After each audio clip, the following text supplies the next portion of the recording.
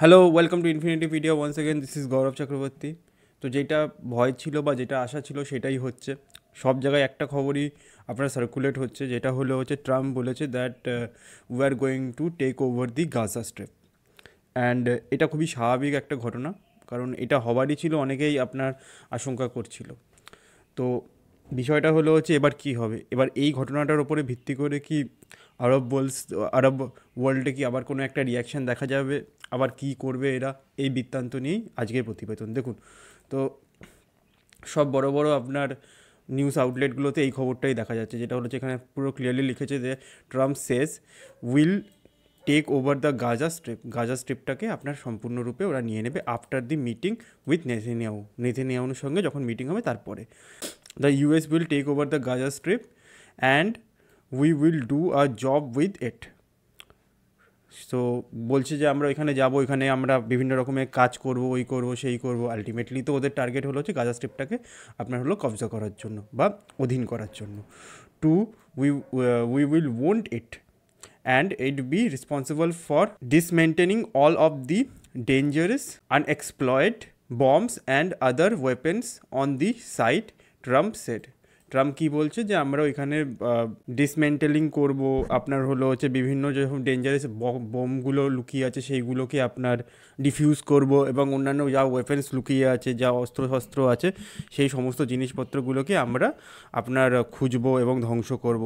মানে মধ্য কথা বলছে যে আমরা ওই জায়গাটাকে একটু উন্নত করব। এবার মেন টার্গেট উন্নত করার নয়, মেন টার্গেট সবাই জানে গাজা স্ট্রিপ, যেটা আপনি দেখতে পাচ্ছেন এইখানটাতে। এটা ইসরায়েলের পুরো ম্যাপ, ইসরায়েলের ম্যাপ। আর এইটা গাজাটা, এই ছোট্ট অংশটা, এটা গাজাটা। তো এই দিকটা এখনও রিফিউজি ক্যাম্পটা আছে। তো এই জায়গাটাকে সম্পূর্ণরূপে ওরা নিজের অধীনে নিয়ে নিতে চায় এবং বলছে যে আমরা এই জায়গাটার মধ্যে ডিসমেন্টেলিংয়ের কাজ করব, বম্বস এবং বাদবাকি যে সমস্ত জায়গার মধ্যে লুকিয়ে রেখেছে হামাস এবং অন্যান্য টেররিস্ট অর্গানাইজেশনগুলো, তো সেইগুলোকে আমরা ডিফিউজ করব এবং ঠিক করব। এই ওদের বক্তব্য। এবার বিষয় এইটা যদি ওদের বক্তব্য হয়ে থাকে আফটার নেতানিয়াহুর সঙ্গে মিটিংয়ের পরে, তো এটা যদি ওদের বক্তব্য হয়ে থাকে, তো বিষয়টা যে এটা যদি ওদের বক্তব্য হয়ে থাকে, তো প্যালেস্টিনিয়ানসদের কী হবে, যারা ওখানে ওভার সম্ভবত এখনও প্রায় 10 লাখের কাছাকাছি আপনার প্যালেস্টিনিয়ানস ওইখানে আছে। তো ওদের কী হবে, এবং ওদেরকে বলছে যে ওরা আর রিটার্ন করবে না আপনার ওই এলাকাটায়, এটাই ওরা বলেছে। তো এই বিষয়ে আমি আজকের প্রতিবেদনটা করব। তো আমি 10খানা ইম্পর্টেন্ট পয়েন্ট এনেছি এই আর্টিকেলটা থেকে, যেটা আপনি দেখলেন এইখানটা। আর্টিকেলের লিঙ্ক আমি দিয়ে দেবো, চাইলে পুরো আর্টিকেল পড়ে নিতে পারেন। এটা এনডিটিভির আর্টিকেল, খুবই একটা আমার ইম্পর্টেন্ট আর্টিকেল মনে হলো। তো যাই হোক, আপনি চাইলে পড়ে নিতে পারেন, আমি লিঙ্ক দিয়ে দেবো। আমি মেন পয়েন্টগুলো বলে দিচ্ছি, এবং ট্রাম্পের মেন প্ল্যান যেটা আমি বলেই দিচ্ছি, যে ওই জায়গাটাকে কবজা করার আছে এবং ওটাকে আর রিটার্ন করার নয়। তো এটাকে একটা এন্ড অফ ওয়ার হবে, অথবা it is going to be an new era of war, beginning of a new era of war শুরু হবে। কারণ এই গাজা এবং এই ইসরায়েল প্যালেস্টাইন প্রায় 100 বছরেরও বেশি আপনাদের সংঘর্ষের ইতিহাস রয়েছে। তো চলুন আমি পয়েন্টগুলো বলে দিচ্ছি এক এক করে। ট্রাম্প কী প্রপোজ করেছে ফার্স্টে দেখুন। ট্রাম্প সাজেস্ট করেছে that the US should take over the Gaza strip, claiming the responsibility of dismantling the unexploded bombs. Unexploded যে বম্বগুলো আছে সেইগুলোকে ডিসমেন্টেল করবে, removing the destroyed buildings and promoting economic development. এবার মধ্য কথা এইটা নয়, সবাই জানে আসল গাজা স্ট্রিপটাকে আপনার নিজের অধীনে নিয়ে নিতে চাইছে এবং আন্ডার ইসরায়েলই রাখবে। তারপরে ট্রাম্প ভিশন। ট্রাম্পের কি ভিশন বলছে? He mention that the US would own the Gaza strip and would provide the jobs and housing for the people of in the area. ওই এলাকার যত লোক আছে তাদেরকে আপনার জব দেবে, বিল্ডিং দেবে, এটসেট্রা। তারপরে এক্সক্লুশন অফ প্যালেস্টাইনিয়ানস। এক্সক্লুশন মানে যেই প্যালেস্টাইনিয়ানগুলো ওইখান থেকে চলে গেছে তাদের কী হবে? Trump indicated that the Palestinian should not return to Gaza after it's rebuilding.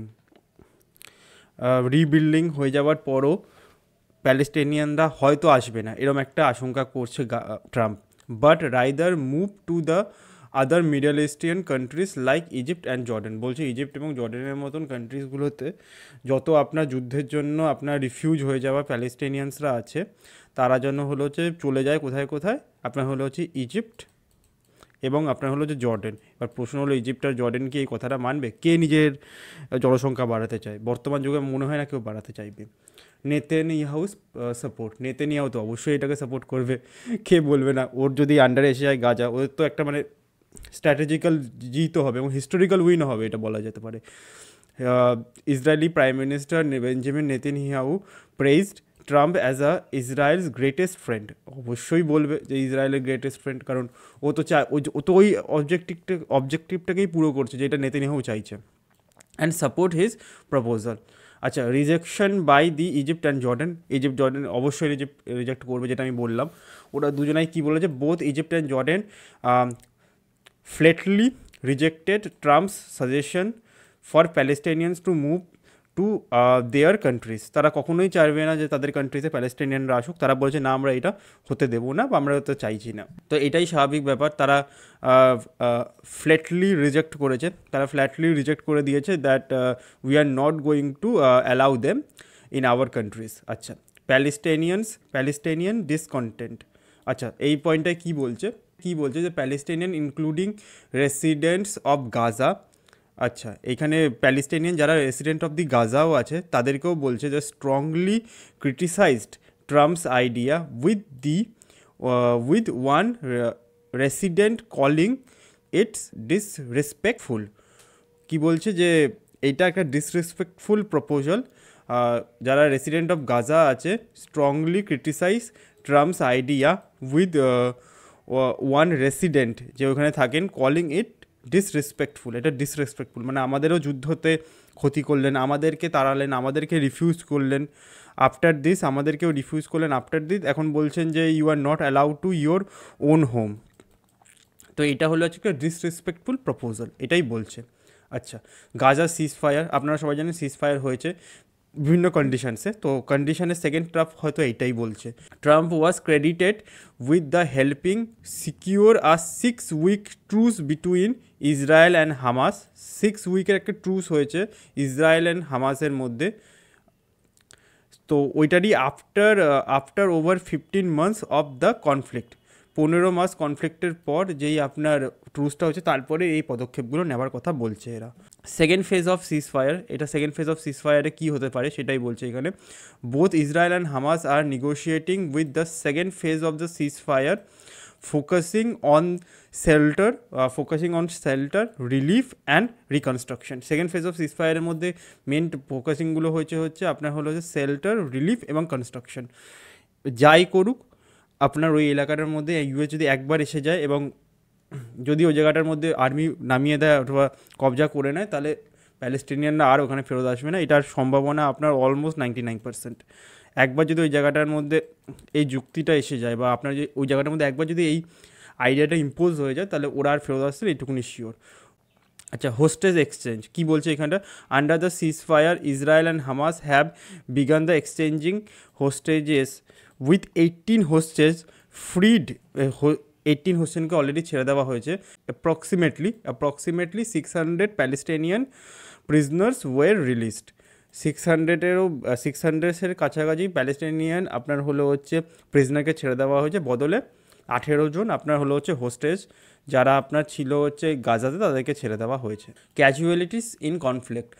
The conflict began in October 7, 2023। আপনারা জানেন যে ইসরায়েলের ওপরে যে টেরিস্ট অ্যাটাকটা হয়েছিল হামাসের দ্বারা, তারপরে এই যুদ্ধটা শুরু হয়েছে with Hamas attacking Israel and attacking 251 hostage and taking 251 hostages, resulting in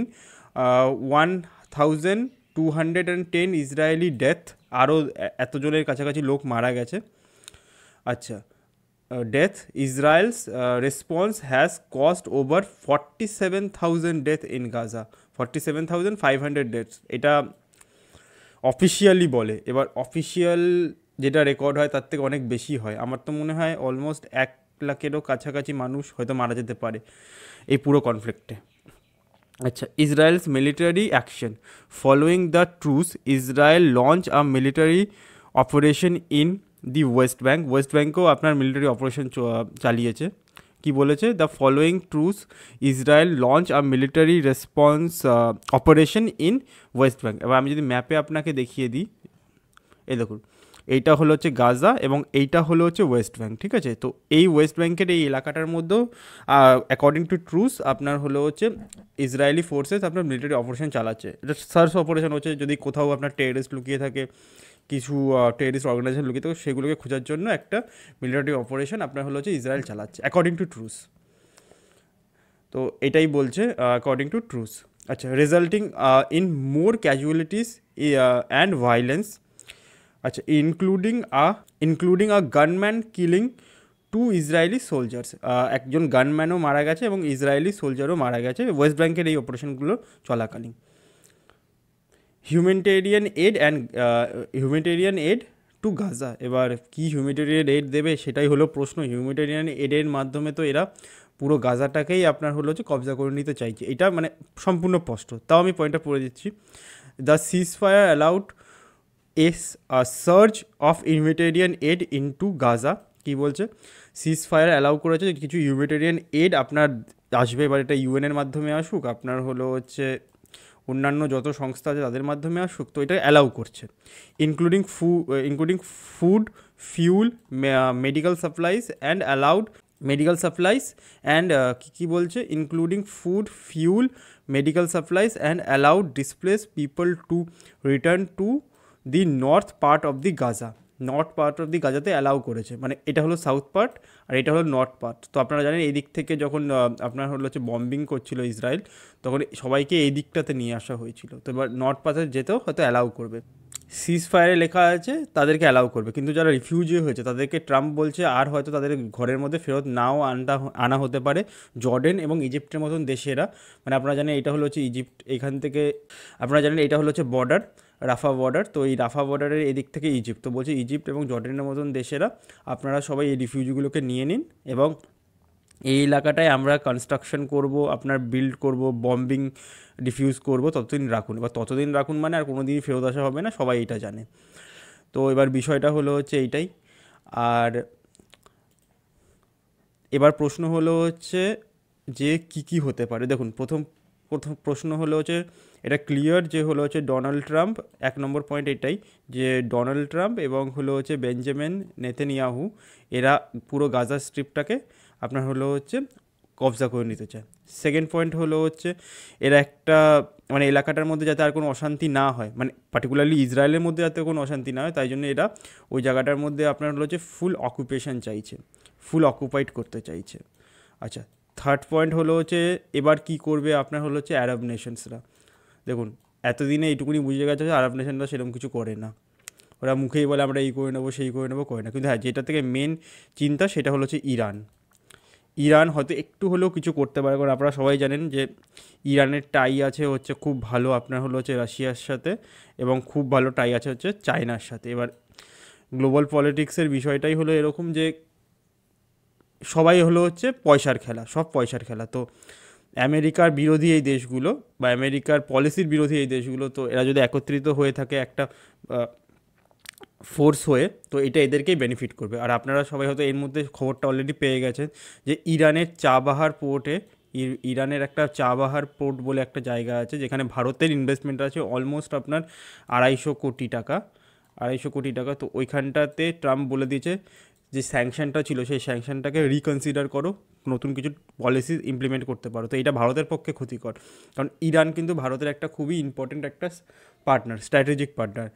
আমি বলবো ইসরায়েলের থেকেও বেশি বড় ইরান ভারতের স্ট্র্যাটেজিক পার্টনার। তো যদি এরকম কিছু করে, তো যে করিডোরটা বানাচ্ছিল ইরানের সাথে ভারত, সেইটার মধ্যে সমস্যা হতে পারে যদি স্যাংশন লাগিয়ে দেয় আপনার হলো হচ্ছে এই ডোনাল্ড ট্রাম্প অথবা আপনার হলো হচ্ছে আমেরিকা।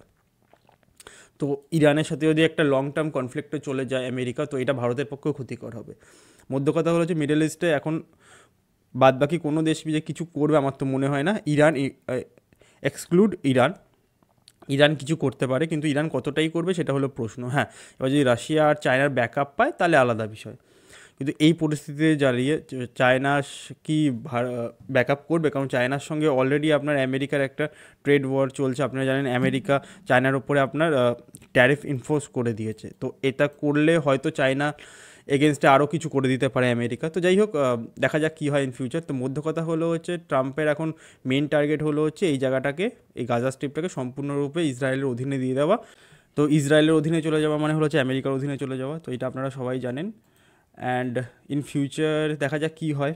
বর্তমানে তো পরিস্থিতি খুব ভালো না আপনার প্যালেস্টাইনি লোকেদের জন্য। তো ইন ফিউচার যাই হবে আমি অবশ্যই আপনাদের কাছে আপডেট করে দেবো। আপাতত এটাই ছিল হচ্ছে update. So please do like, share and subscribe to get this kind of news. This is Gaurav Chakraborty signing of.